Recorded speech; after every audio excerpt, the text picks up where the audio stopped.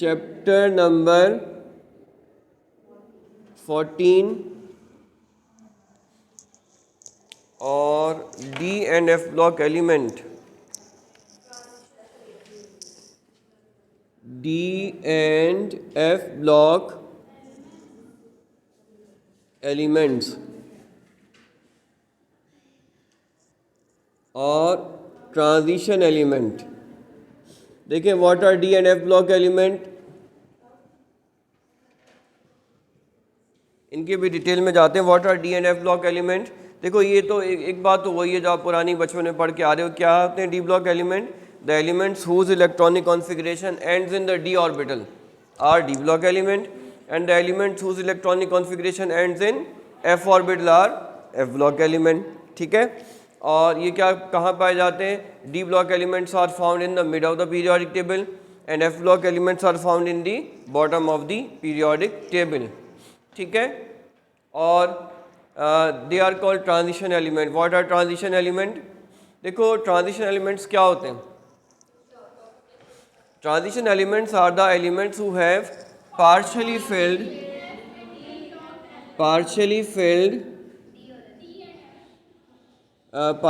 filled d और f orbital, जिनका d orbital या पार्शली d ऑर्बिटल या f ऑर्बिटल जो है ना वो पार्शली फिल्ड हो तो वो क्या कहलाते हैं? ट्रांजिशन एलिमेंट कहलाते हैं। इधर their d and f orbital is partially filled in their elemental form और in one of their ionic form. अगर इनकी कोई किसी भी ऑक्सीडेशन स्टेट के अंदर भी अगर इनका d पार्शली फिल्ड हो गया तो फिर ये क्या कहलाते हैं? ट्रांजिशन मेटल्स कहलाते हैं। देखो what do we mean by transition partially fill? d की मिनिमम कैपेसिटी क्या होती है? 0, और मैक्सिमम कैपेसिटी क्या होती है? 10। तो अगर 0 भी ना हो और 10 भी ना हो, इसके अलावा कुछ भी हो तो पार्शली फिल कहलाएगा, यानी 1 से लेकर 9 तक। डी में अगर 1 इलेक्ट्रॉन है या फिर ज़्यादा 9 इलेक्ट्रॉन है, क्या कहलाएगा? Partially field. ठीक है, जो फुली फिल ना हो और जो बिल्कुल वेकेंट ना हो वो पार्शली फिल होता है। एफ़ की क्या होती है? एफ़ की मिनिमम एफ़ की जो मिनिमम कैपेसिटी क्या होती है? 0, और मैक्सिमम कैपेसिटी होती है 14। ठीक है, तो अगर 0 भी ना हो और 14 भी ना हो, यानी 1 से लेकर 13 तक हो तो वो क्या कहलाएगा? पार्शली फिल्ड एफ ऑर्बिटल कहलाएगा। तो ये क्या कहलाते हैं? The elements who have partially filled D orbital और F orbital in their elemental form or in any one of their ionic form, then they are called as transition metal. ठीक है, अब देखो they are, why are they called transition metal? Transition किसे कहते हैं? नहीं abnormal तो नहीं unstable भी नहीं। something in between जी, something in between two stages, something in between two stages. जैसे आप लोगों की स्टेज जो एज है ना वो टीन एज, वो एक बेसिकली ट्रांजिटरी एज होती है। ठीक है, your younghood has not gone yet and your adulthood has not fully come yet. आप लोगों का अभी बचपना सही से गया नहीं है और आप लोगों में अभी बड़ापन अभी सही से आया नहीं है।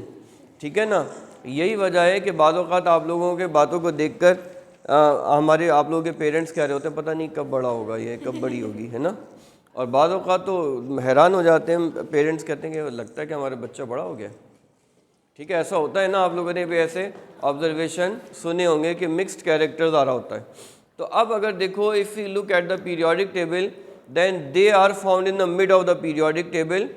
अब क्या है कि mid of the periodic table में होने की वजह से on the left hand side are the very big metals, the strongest metal, and on the right hand side there are the strongest non-metal, but they are in the middle of the periodic table. As a result they have the mixed characters, they have some properties of metals and they have some properties of non-metals.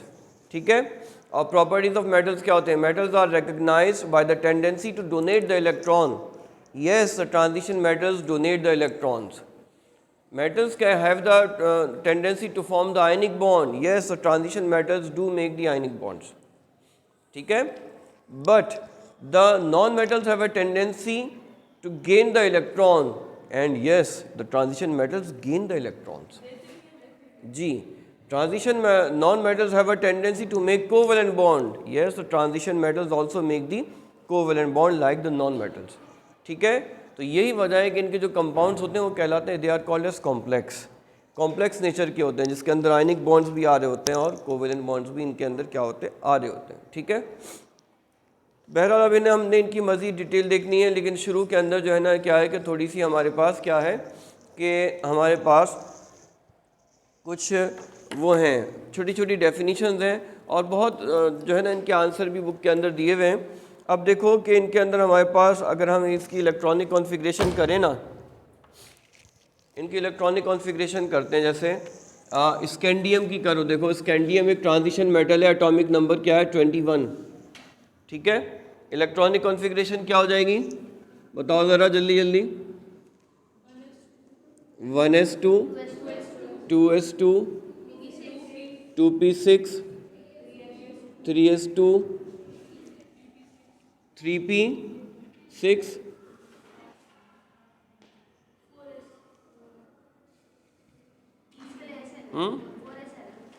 Very good 4s2 and 3d1।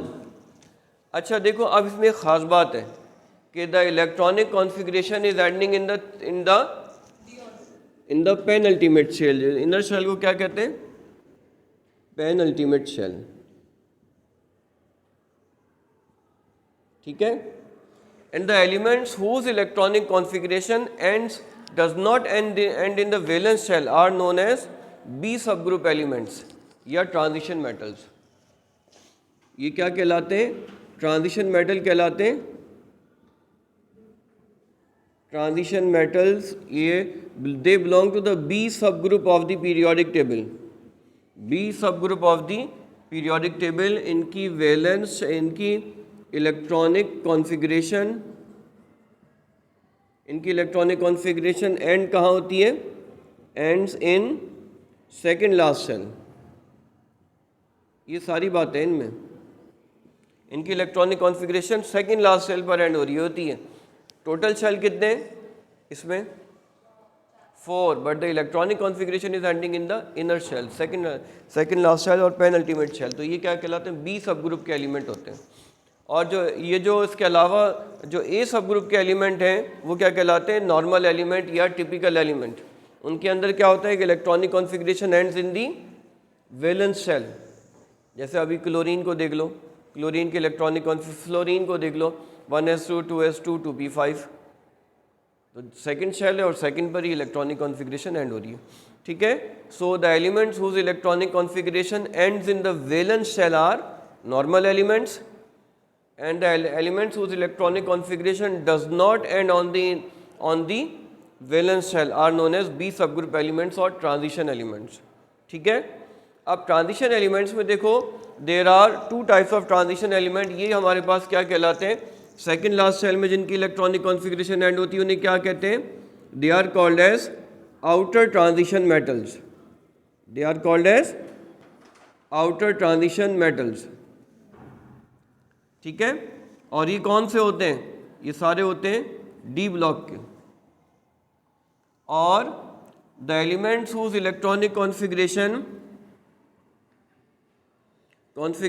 Ends in third last shell. ऐसे भी element होते हैं जिनकी electronic configuration, इसकी तो second last shell पे and हो रही है ना, तो ऐसे भी होते हैं जिनकी electronic configuration third last shell पर एंड हो रही होती है। वो क्या कहलाते हैं, they are called as inner transition element, they are called as inner transition element. और वो होते हैं एफ ब्लॉक के। वो कौन से एलिमेंट होते हैं, एफ ब्लॉक के एलिमेंट होते हैं।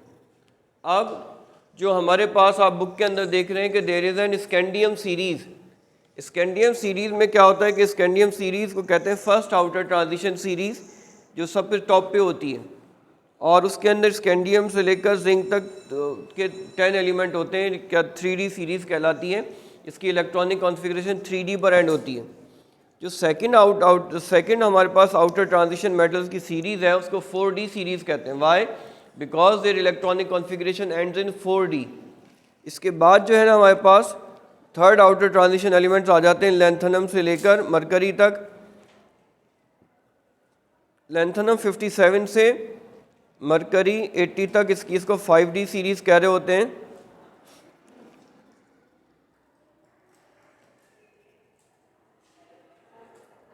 और इसके अंदर क्या है, ये इनको 5D सीरीज कहते हैं। इनकी इलेक्ट्रॉनिक कॉन्फ़िगरेशन क्या हो रही होती है, 5D पर ख़त्म हो रही होती है। इसके बाद हमारे पास आ जाती है 4th outer transition series, actinium से लेकर उस तक, एक्टीनियम से लेकर आगे तक चल रही होती है, इनकम्प्लीट है।